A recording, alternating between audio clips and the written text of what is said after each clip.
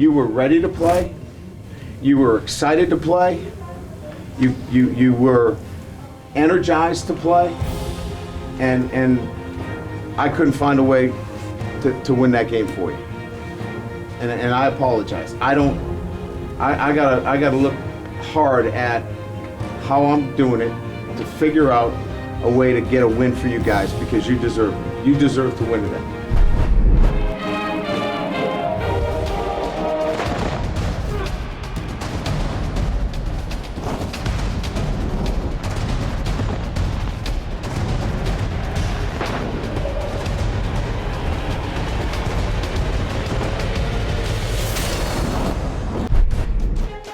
Hello again, Irish fans, and welcome to this week's edition of Inside Notre Dame Football with Brian Kelly. I'm Jack Nolan. Hurricane Matthew provided absolutely brutal playing conditions for the Notre Dame-North Carolina State football game.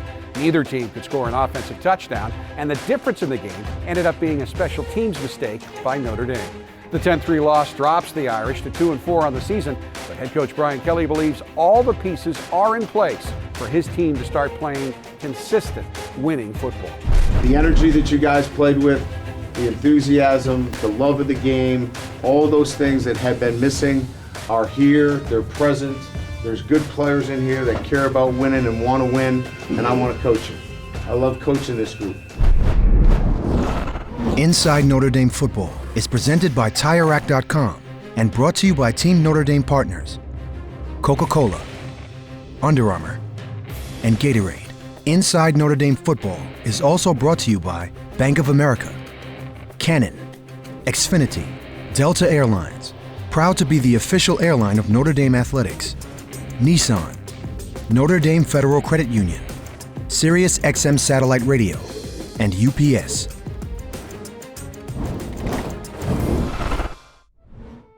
Here's the snap to the run. Turning the corner, Notre Dame comes hitting in very well. Ball's on the field again. Notre Dame does have the ball, so they get it right back on a turnover. But when you looked at the film, taking into the conditions, what jumped out at you about your team's performance? They were ready to play. They were excited to play. It was a back-to-back noon start. The conditions were horrible. They fought through all those things. And, again, had a chance to win the football game late. This is the fourth time now that we've had an opportunity to either tie or go ahead in a football game. And we've asked our team, get us to the fourth quarter and let's go find a way to win. Our problem is we're not finding a way to win. We're finding a way to lose, and this week was another case of not paying attention to detail in certain areas and not making that play. And I think that's been probably the biggest thing all year is not coming up with the big play on offense or a mistake on special teams or a breakdown on defense. We cleaned up some things on defense, but we still got to come up with that big play on offense, and we still can't give up touchdowns in special teams. You wanted to see more progress, and dramatic more progress, in week 2 of a revamped defense. Did you see that? Yeah, and I look at 3 and outs. Again, 5 or more 3 and outs for 2 consecutive weeks. Red zone efficiency is higher, and that is holding teams to field goals. Did a great job there. And then turnovers, 2 forced turnovers. It's been a while since we've knocked them all loose and have played physical and have run to the football in that fashion. So I like where that energy is. I like that mentality. Like I said, it's so hard to evaluate some of the things on offense, but I think when you break it down, it really has to be about finding a way to win late in the game and coming up with that big drive, coming up with that big play that we so desperately need. And let's look at some of the plays your defense did make. NC State had a couple of big gains on their second possession, but a big play by Rochelle and Onwalu basically stopped that drive and held them to a field goal, and it looked like they were going in. Yeah, obviously the pressure that we've been able to get in certain situations and put, an offense that's ready to strike back behind the change has been, what they've been able to do the last couple of weeks. And I think that kind of defensive pressure and performance has given them a lot of energy, and we've been able to get off the field because of that. And I think those tackles for a loss are starting to mount up. I think we had 5 again on Saturday, and when you can start tackling those people that get the ball in their hands, that's a good thing behind the line of scrimmage.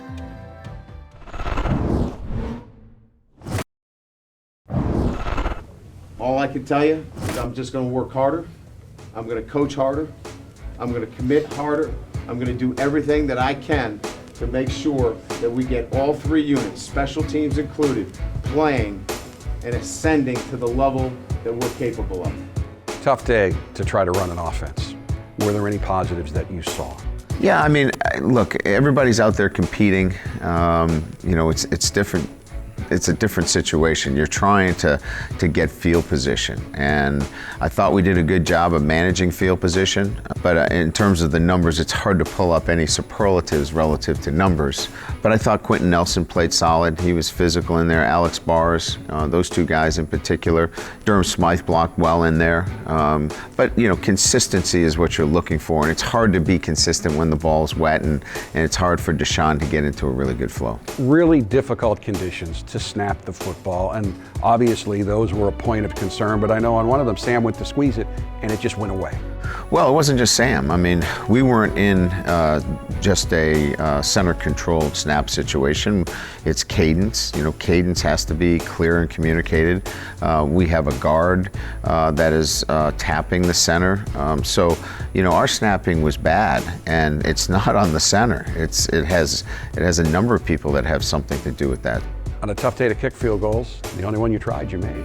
Yeah, incredible that, the puddle of water that Justin Yoon was standing in, I looked at it, I go, there's no way you can kick this ball. It looked like he was hydroplaning when he actually kicked it, but from 40 yards, just got it over the upright, but at the time, 3 points was pretty big in that kind of football game. When you had the wind on the south end of the field, that looked like where the puddle was. Kind of made sense to me that might not be a bad place to throw the ball because it's kind of hard to run in 1.5 inches of water. We felt like the amount of times that we were throwing it was based upon having the wind. That third quarter was an important attack zone for us. We felt like it was crucial that we attack in the third quarter. We decided we could have played with the wind against us in the third quarter. We were the ones making the decision. But I felt like the third quarter was our time to attack, and if we were going to throw the football with any kind of efficiency, I felt like we had to do it in the third quarter. You've talked about the fine line, and something that this offense has done well under Deshaun Kaiser is come back with big drives. Almost did it again, an 18-play drive in the fourth quarter. You covered 60 yards in a driving rain and wind. Tell me what went well on that drive, and then tell me why it didn't end up in the end zone. A little bit of everything, right? I mean, and that's been, what we've been struggling with is that we put ourselves in an opportunity to win, and we can't close it off. And in my tenure here, we've had those opportunities, and we finished those plays off. This year, we're not doing that. So we just have to have that mentality that we're going to go get it done. Notre Dame took on Syracuse on October 1st following a tumultuous week that saw a change in defensive coordinators in the aftermath of the team's third loss in 4 games this season. Beginning of season 1 and 3 is not acceptable at Notre Dame, but Coach Kelly did not want his team to continue to play with the weight of Irish Nation on their shoulders. He wanted his players to play free with passion and have fun, which is one of the reasons he selected ND grad Greg Hudson to fill the defensive coordinator's role. Icon gives us an inside look at how things turned out against the Orange.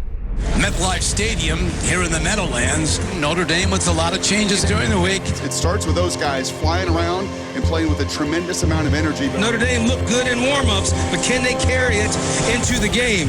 They're looking for a turnaround today. It's been too long for all of us to not play the kind of football that we know we're capable of playing.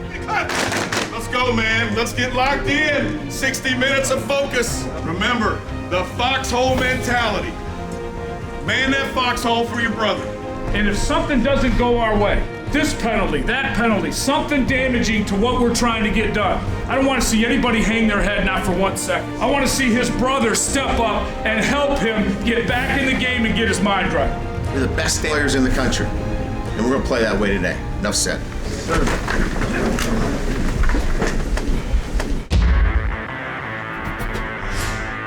Shotgun snap. Kaiser has time. Now he takes a look, fires downfield on target across the 40, the 45, and the 50. On the run, could go the distance. heading down 79 yards with Equanimous St. Brown. And the Irish open like a blasting cap. Here we go! Yeah, baby! That's how you start, baby! Hey, be ready for it again. And at the half in this shootout, it is Notre Dame 33, Syracuse 27. Go reward yourself with a great victory, okay? Go get it. Don't wait for it. Go get it. Play fast, play free, play for each other, and go get a win. Yes, sir. Let's go get it. Yes, sir! Hey, there's really, for me, only one thing to do. That's win. On two. 1, 2, win! Off play action, looking for the home run, out in front, drops it in perfectly. Kevin Stepherson in for the touchdown. Oh, happy birthday.